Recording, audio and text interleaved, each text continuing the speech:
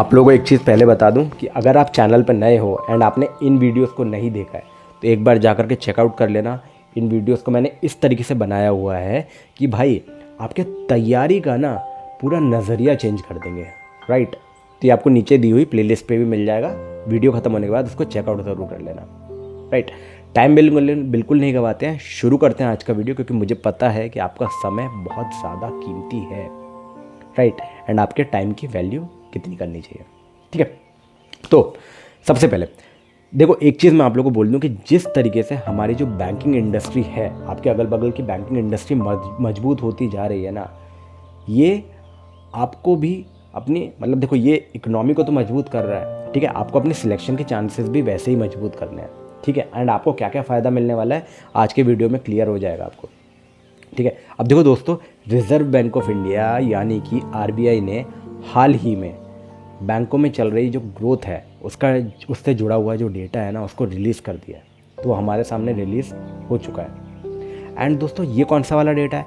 ये वही डेटा है जो आरबीआई बैंकिंग सिस्टम की जो हालत है ना उसको समझाने के लिए रिलीज़ करता है। एंड ये जो डेटा है वो रेगुलर पब्लिश होता है, ठीक है। ये चीज़ भी आप लोगों को ये पता होनी चाहिए, ठीक है। अब ये डेटा के बारे में कुछ थोड़े से चेंजेस भी हुए हैं, है ना। डेटा को जो पैटर्न है इसमें क्या बदला है?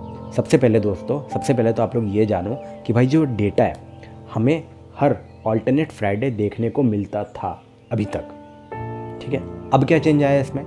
लेकिन अब से आरबीआई ने क्या कहा है, आरबीआई ने सिस्टम जो चेंज किया है वो ये किया है कि भाई अब जो अपन को डेटा देखने को मिलेगा ना, अब से डेटा हर महीने की पहली 15 तारीख और दूसरा 31 तारीख को देखने को अपन को मिलेगा, ठीक है। ये रिलीज़ होगा, ठीक है।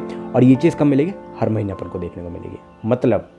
मतलब ये अब ये है भाई, अब जो है ना बैंकिंग सेक्टर की जो हेल्थ है हमें थोड़ा सा फिक्स डेट्स पर थोड़ा सा अच्छी देखने को मिलेगी। हालांकि अभी भी फिक्स डेट पर ही आता था, यानी कि हर फ्राइडे आ जाता था ऑल्टरनेट फ्राइडे, ठीक है। अब लेटेस्ट ग्रोथ रेट का जो डेटा है वो मैं आप लोगों को थोड़ा सा बता देता हूँ। ये आंकड़ा आप लोगों को पता होना चाहिए, एग्जाम में भी काम आ सकता है। अब देखो अपन जो बात कर रहे हैं ना, सबसे ज़रूरी हिस्सा है, थोड़ा सा ज़रूरी हिस्सा है, एक बार सुन लेना, है ना। परसेंटेज वाले बात मैं आप लोगों को करने वाला हूँ, ग्रोथ के नंबर्स आपके बता देता हूँ एक बार। सबसे पहले जो डिपॉजिट ग्रोथ है, डिपॉजिट ग्रोथ रेट जो है वो 12.7% अपन को देखने को मिलने वाला है, ठीक है। एडवांस यानी कि जो लोन में जो ग्रोथ रेट है वो 14.5 अपन को देखने को मिली है, ठीक है। देखने को मिली है वो वाला भी, ठीक है। ये जो ग्रोथ है ना दोस्तों, ये सिर्फ कोई दिखावटी नहीं है। पहली चीज़, इसमें दो बड़े फैक्टर्स शामिल हो रखे हैं।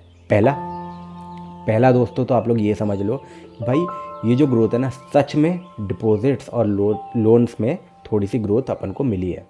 दूसरा लेकिन जो है जो बेस चेंज हुआ है उसका भी इफेक्ट है यहाँ पर, राइट।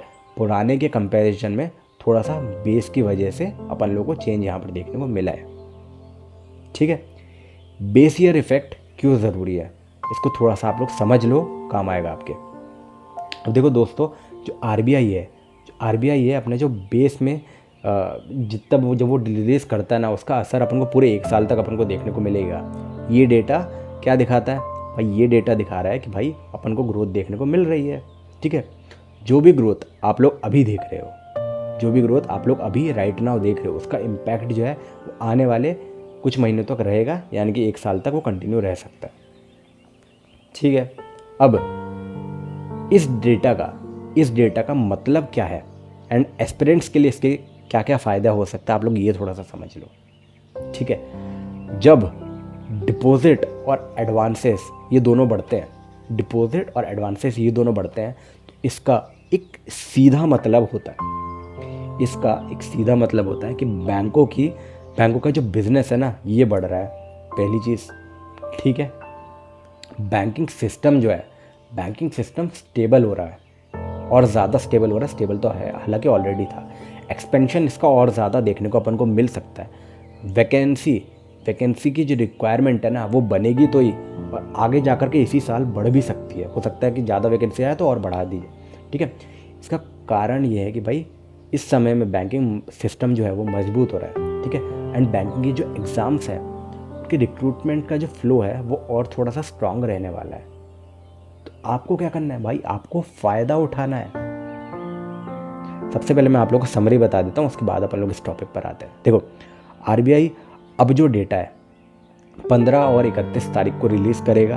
पहली चीज़ ये आप लोगों को समझ लेनी है। दूसरा, जो डिपॉजिट की ग्रोथ है वो 12.7% रही है। एडवांसेस की जो ग्रोथ है वो 14.5 रही है। ठीक है, ये अपन लोगों ने देख लिया। अब जो एक्चुअल ग्रोथ बेस इफेक्ट दोनों का ही असर यहाँ पर हुआ है। ठीक है, और बेस ईयर का जो अराउंड असर है वो 1 साल तक रहने वाला है। ठीक है, बैंकिंग सेक्टर स्ट्रांग है, ये मैंने आप लोगों को बताया। और एस्पिरेंट के लिए यानी कि आप लोगों के लिए एक अच्छी चीज़ ये है कि भाई फ्यूचर पॉजिटिव सिग्नल दे रहा है, आपका जो भविष्य है वो पॉजिटिव सिग्नल दे रहा है। ठीक है,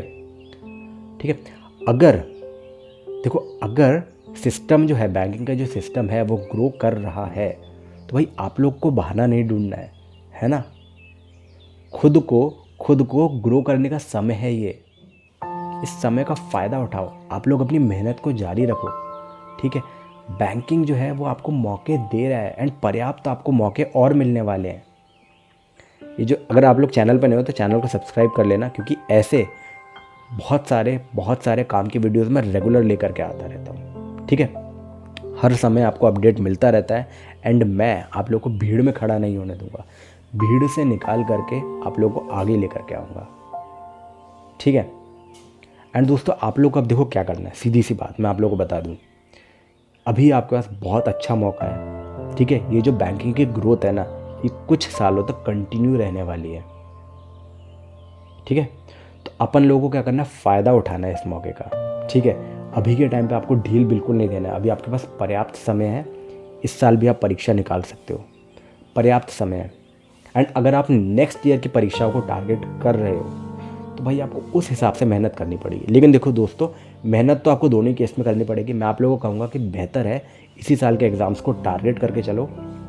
ठीक है, अगर निकलता है तो बहुत अच्छी बात है, नहीं तो अपन तो वैसे भी अगले साल के लिए टारगेट किए थे। तो अगले साल के लिए आपके पास एक एडवांटेज रहेगा कि आपके ऑलरेडी आपकी अच्छी तैयारी है एंड आप लोग उसका फ़ायदा और बेहतर तरीके से निकाल पाओगे। आप लोग ज़्यादा अच्छी AIR लेकर के आ पाओगे, आपका सिलेक्शन ज़्यादा अच्छा होगा।